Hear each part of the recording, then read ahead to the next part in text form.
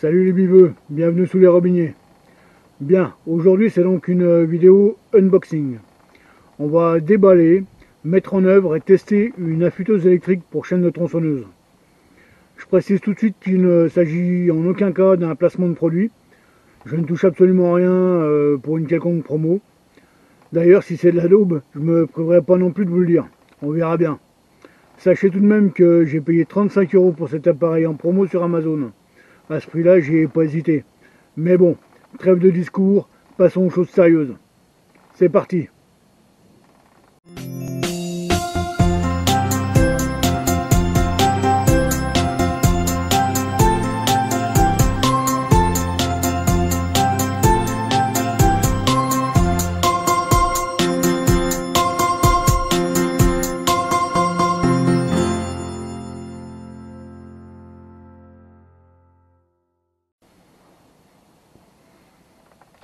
Alors tout d'abord, pourquoi une affûteuse? Lorsqu'une chaîne est usée, il suffit de la changer. C'est pas non plus hors de prix. Ok, mais une chaîne ça dure environ une journée. Et perso, je m'en sers très souvent. Alors ça me reviendrait vite à 500 € par an. Vous conviendrez que le choix est vite fait lorsqu'on peut aiguiser une dizaine de fois avant d'atteindre les cotes d'usure maximale de la chaîne. Ensuite, comment savoir si une chaîne est affûtée? Eh bien, c'est simple. Suivez le guide pour la démonstration. On y va.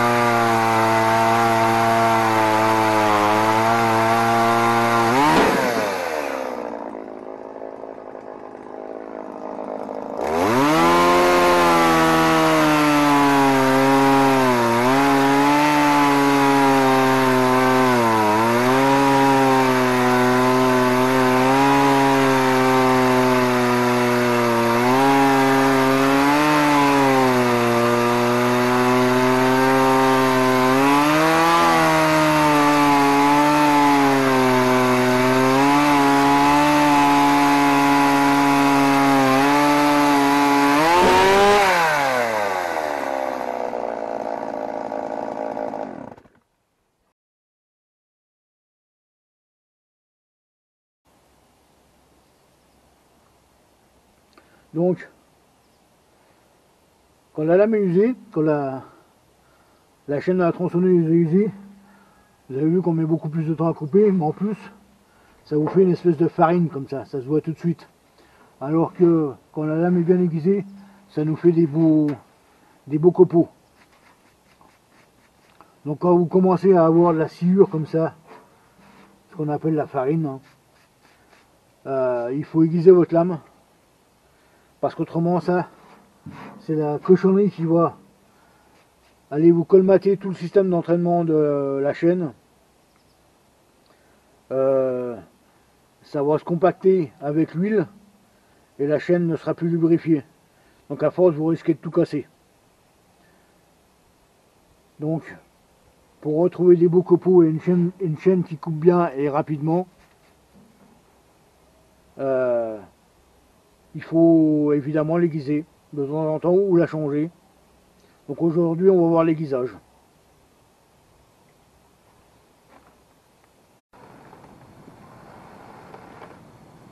Bon, entrons maintenant dans le vif du sujet. Pour commencer, la marque est Heinl. C'est une marque allemande, mais il ne faut pas s'y tromper, c'est de la fabrication chinoise. Ça fonctionne en 220, donc sur le terrain vous aurez besoin d'une batterie solaire, comme la mienne. mais ça doit pas consommer énormément. 30 watts au ralenti, 85 watts à l'utilisation. Par contre, il y a une limite d'utilisation de 15 minutes lors de l'affûtage, certainement pour éviter que le moteur chauffe de trop.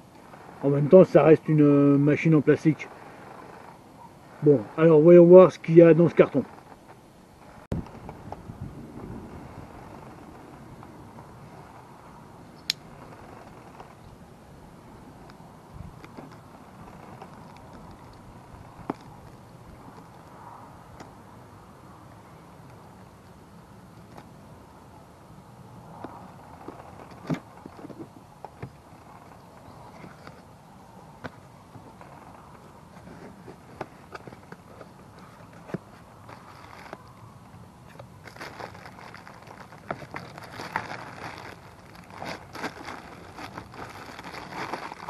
Bon, déjà c'est pas facile à sortir.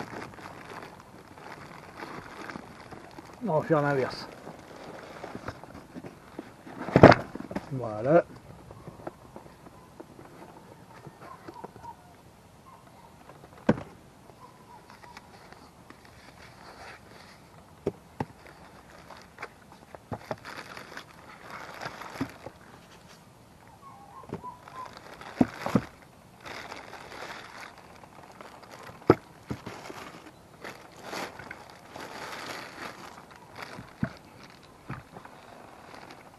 Trouve-toi toi. Hop.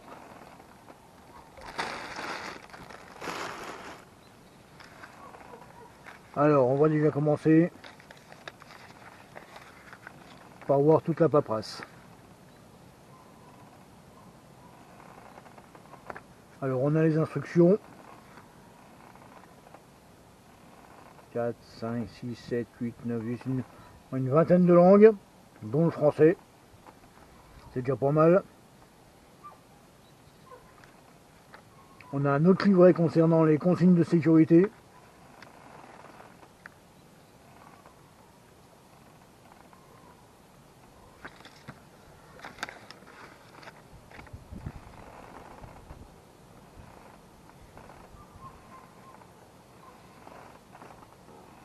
Un papier qui nous stipule qu'on trouvera le mode d'emploi sur leur non, un mode d'emploi plus grand sur leur site.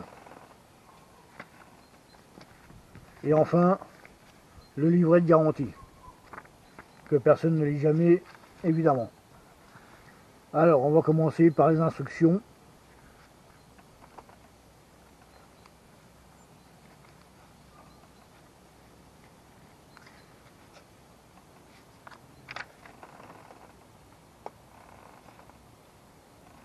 Donc on a déjà les consignes de sécurité, la description de l'appareil, les données techniques.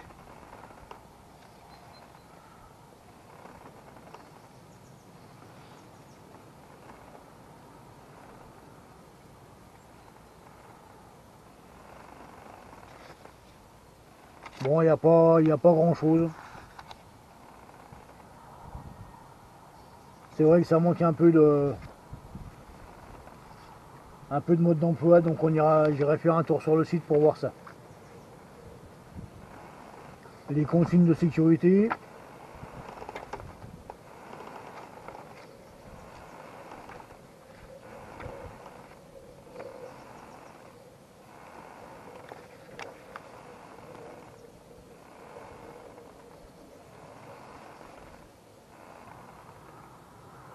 Oui, c'est surtout les consignes électriques, donc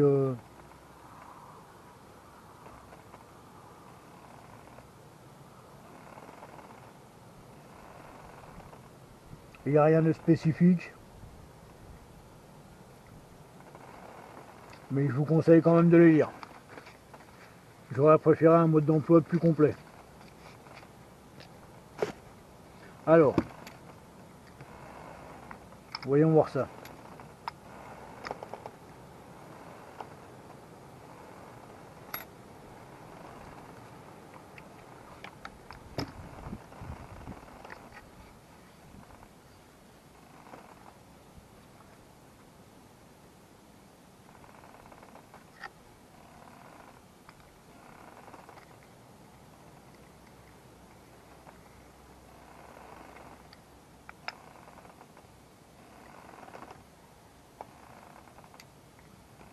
Ok.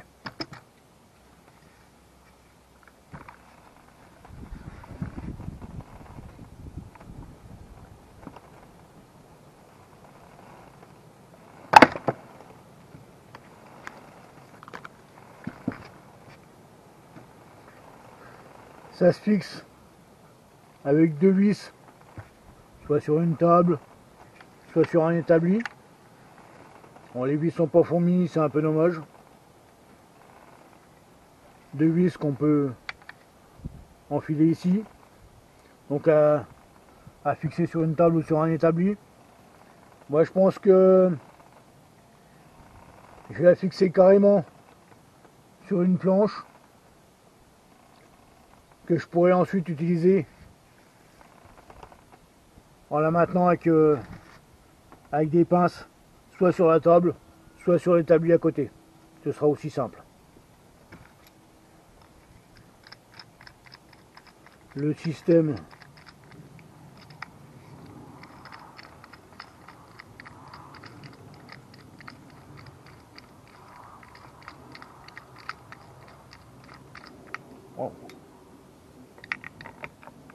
qui vient se fixer dessus.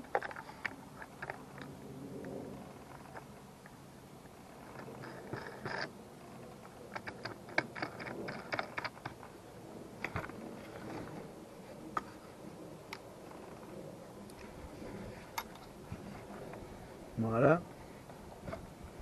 Et donc, ceci pour aiguiser.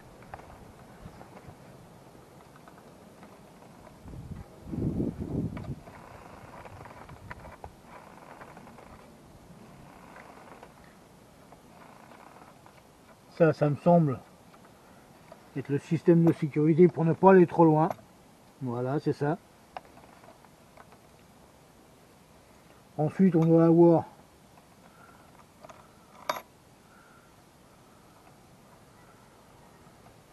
ça, c'est le système de maintien de la chaîne.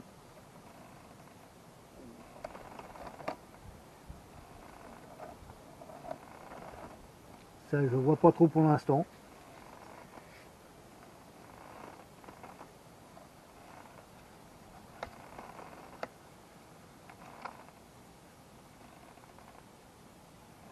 Ça, c'est pour l'angle d'affûtage dans les deux sens.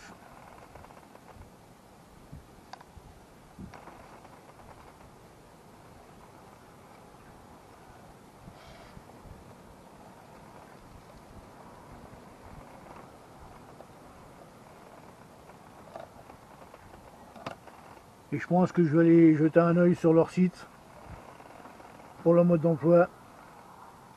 Ce sera quand même plus pratique. Bien. Alors, après être allé visiter leur site pour avoir plus de description dans le mode d'emploi, j'ai réussi à comprendre comment s'en servir. Donc tout d'abord, vous voyez, comme je vous l'avais dit, j'ai fixé la machine sur une planche que je viens maintenir avec des pinces et tout, comme ça, ça me permet de l'emporter à peu près partout, sur mon établi, sur une table, n'importe où, comme ici, où je peux vous détailler le système de fonctionnement. Alors tout d'abord, vous avez ici tout ce qui sert à régler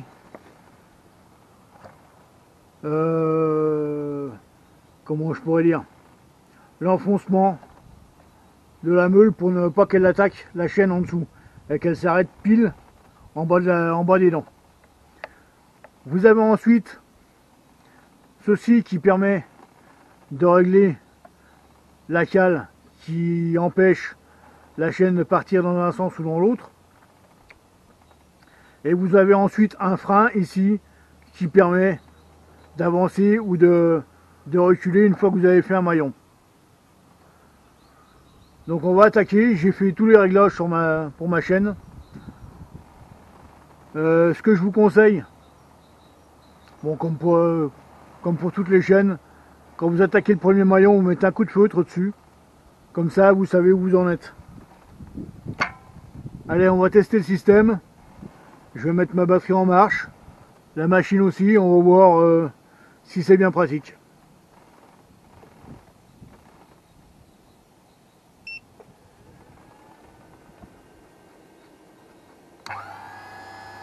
Voilà, comme vous pouvez le voir déjà, ça fait pratiquement pas de bruit, on n'entend pas. Allez, c'est parti pour le premier maillon. Allez, on va attaquer le suivant.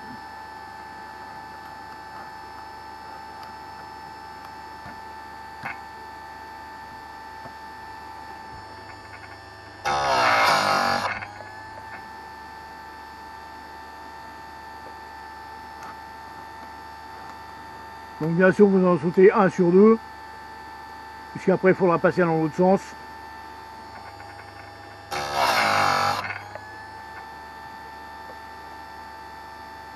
Ça m'a l'air pas mal quand même, hein, vu de nez déjà comme ça.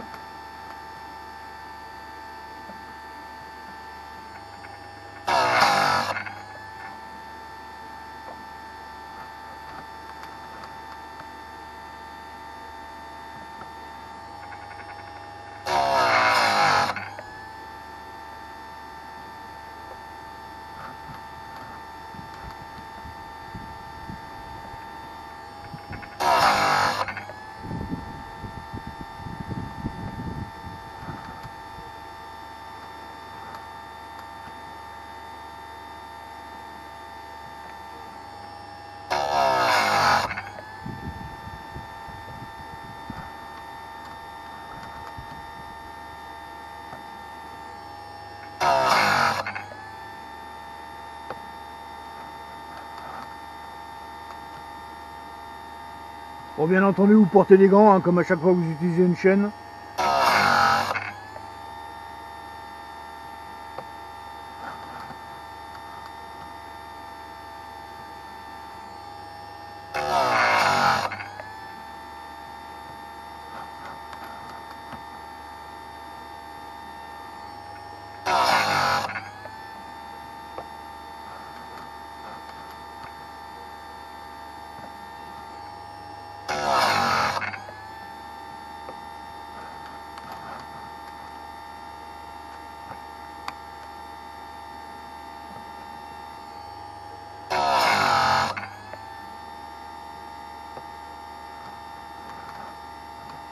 Bon bah voilà, je suis déjà revenu au premier maillon.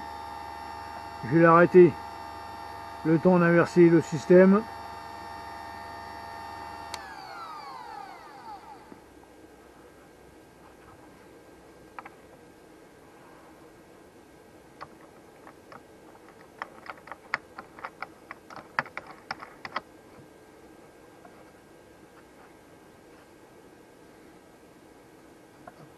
Voilà, donc je vais passer au suivant juste après ici.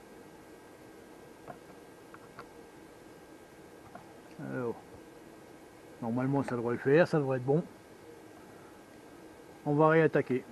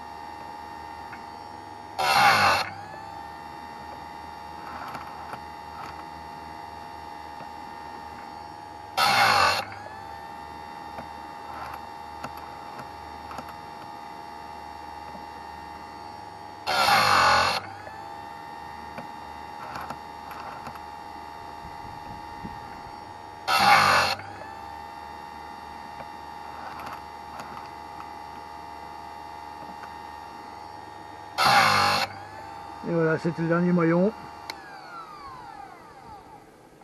Normalement ça devrait être bon.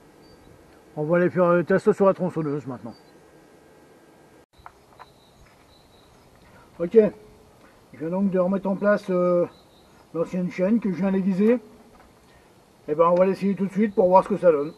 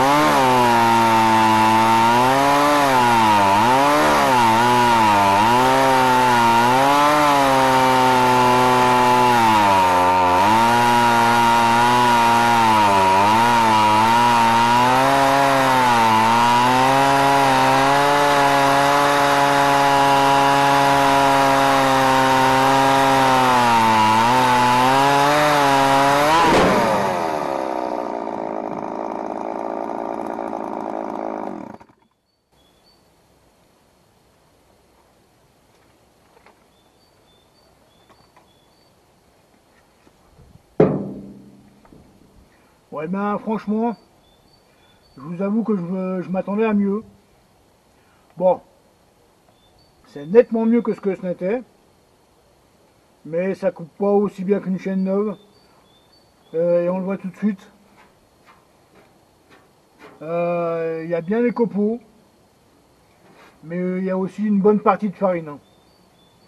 Donc ça améliore un peu, ça améliore.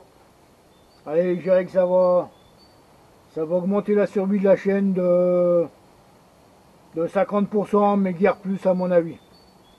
Mais c'est quand même plus rapide que l'aiguisage à la main. Cette vidéo se termine donc ici. Mes conclusions pour la futeuse ANL dont je vous ai parlé seront donc les suivantes. Pour les 35 € que je l'ai payé, c'est un assez bon rapport qualité-prix. Mais uniquement pour le temps que ça fait gagner comparé à l'affûtage manuel à la lime. Ne vous attendez effectivement pas à retrouver une chaîne neuve.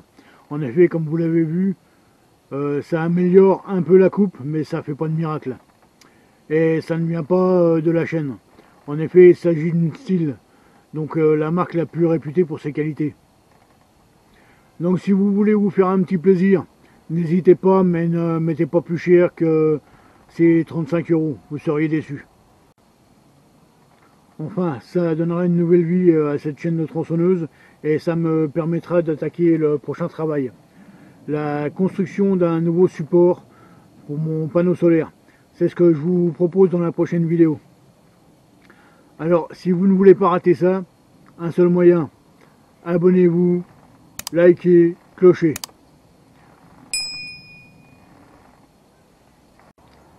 Enfin, si vous avez la moindre question ou remarque concernant ce que vous venez de voir, comme d'habitude, les commentaires sont là pour ça.